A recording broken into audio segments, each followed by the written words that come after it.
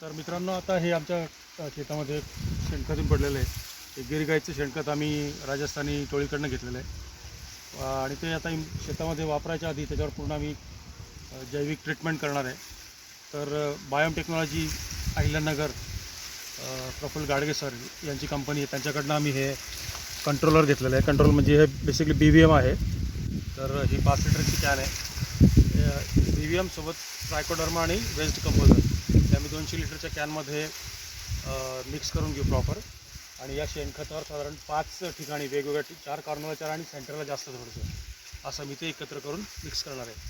त्याच्यानंतर याला आपण पूर्ण कव्हर करून घेणार आहे. इथे पूर्ण अशी शेड करून घेणार आहे, म्हणजे उन्हामध्ये त्याचा उन्हाचा त्रास जीवाणूंना कमी व्हायला या दृष्टीने.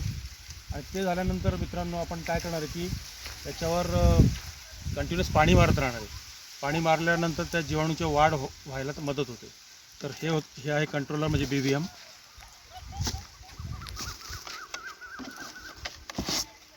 हे आहे वेस्ट डिकम्पोजर.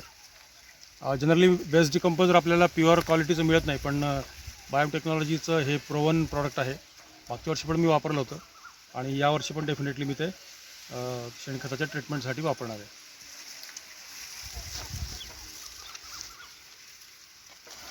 आणि हे आहे मित्रांनो फॉस्फेटरी म्हणजे ट्रायकोडर्मा. तुम्हाला सगळ्यात माहिती की ट्रायकोडर्मा हा खूप उपयुक्त जीवाणू आहे आणि तो मल्टिप्लाय होतो ओलसर वातावरणात. कोरड्या वातावरणात त्याचं लाईफ कमी होतं.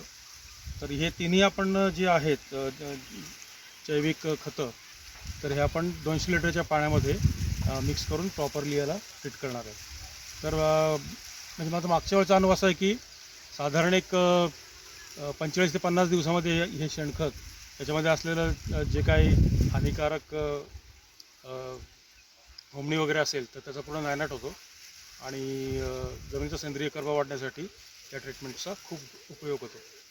तर तुम्ही पण शेणखत तसं डायरेक्टली न टाकता त्याला प्रॉपर जैव ट्रीटमेंट करूनच शेतात वापरावं, म्हणजे त्याची मात्रा व्यवस्थित लागू होते. धन्यवाद मित्रांनो.